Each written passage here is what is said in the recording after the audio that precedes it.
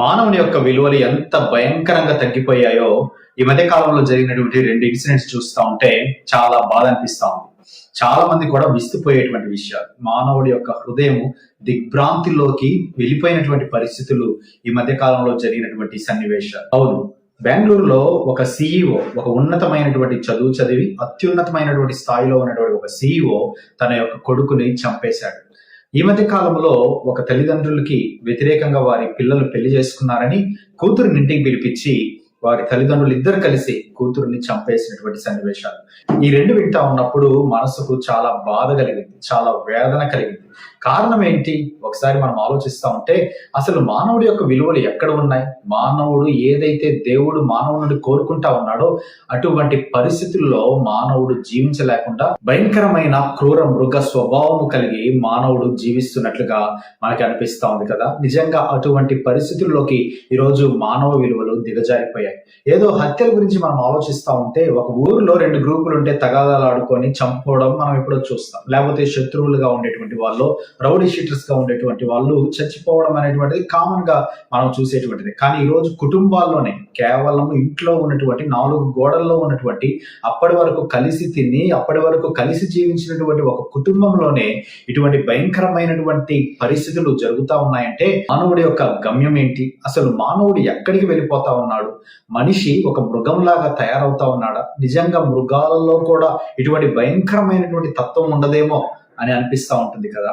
అందుకనే బైబిల్ చాలా స్పష్టంగా చెబుతున్నటువంటి మాట, మానవుడి యొక్క హృదయము పాపముతో నింపబడి, మానవుడి యొక్క హృదయం అతి ఘోరమైనటువంటి వ్యాధి కలిగినటువంటిదని బైబిల్ సెలవిస్తా ఉంది. చాలా మంది బైబిల్ని వ్యతిరేకిస్తూ ఉంటారు. చాలా మంది బైబిల్ చెప్పేటువంటి మాటలను పెద్దగా పట్టించుకోరు.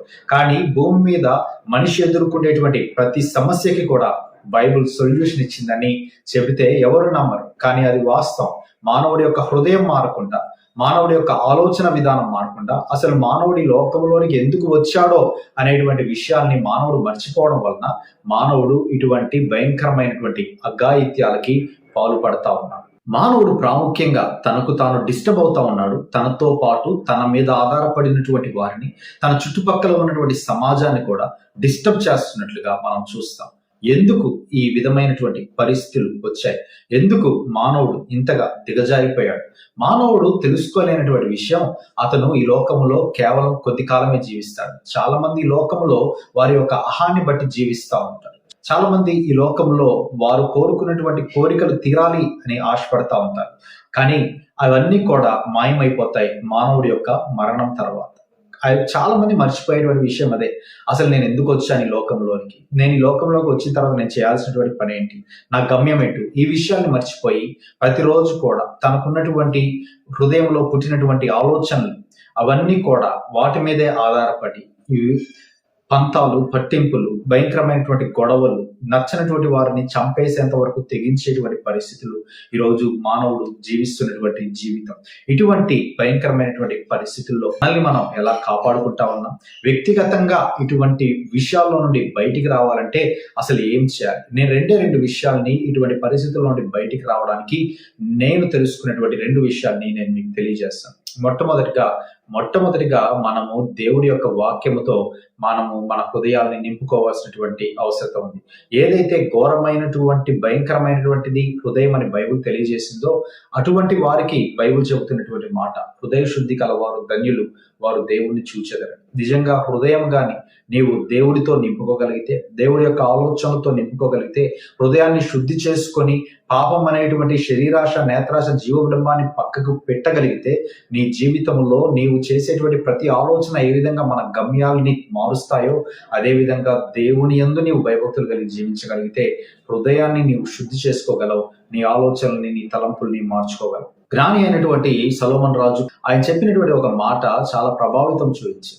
నేను నా కన్నులకు లేకపోతే నా హృదయానికి ఏదైతే తటస్థించిందో ఆ తటస్థించినటువంటి ప్రతి ఒక్క విషయాన్ని కూడా నేను అనుభవించాను.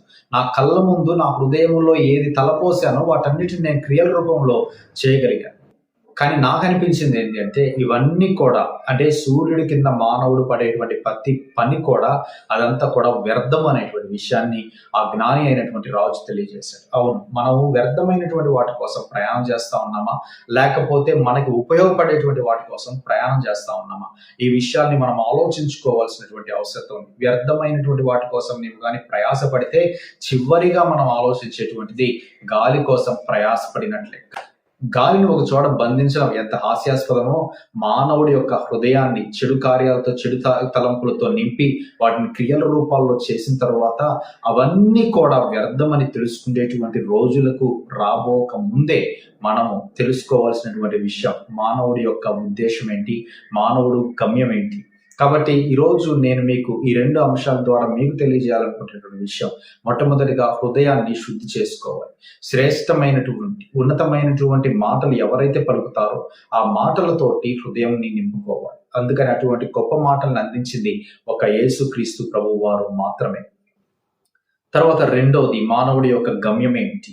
యెహోవా యందు భయభక్తులు కలిగి ఉంటే మానవుడి యొక్క విధి అని జ్ఞాని అయినటువంటి సొలొమోను రాజు తెలియజేశాడు. కాబట్టి మనము దేవుని కోసం ప్రాకులాడుతా ఉన్నాం. వ్యక్తిగతంగా నీవు నేను ప్రాకులాడేటువంటి విషయంలో మనము కేవలము ఈ లోక సంబంధమైనటువంటి ఆశలు కోరికలు నెరవేర్చుకోవడానికి బ్రతుకుతా ఉన్నామా, లేకపోతే దేవుడి యందు భయభక్తులు కలిగి చనిపోయిన తర్వాత మనం ఎక్కడికి వెళ్తాం అనేటువంటి విషయాన్ని ఎప్పుడైనా మనం ఆలోచిస్తా ఉన్నామా? కాబట్టి ఈ పతనమైపోతున్నటువంటి ఈ పరిస్థితుల్లో మానవ నైజము మృగ నైజముగా మారిపోతున్నటువంటి ఈ లోకంలో క్రీస్తు బోధలు చాలా ప్రాముఖ్యతని సంతరించుకుంటున్నాయి. కాబట్టి ఆయన బోధల్ని మీరు కూడా వినాలని, చదవాలని, ప్రపంచాన్ని ప్రభావితం చేసేటువంటి వ్యక్తులుగా వెలుగు వలె ఉప్పు వలె మీరు ఉండాలని మనస్ఫూర్తిగా కోరుకుంటా ఉన్నాను.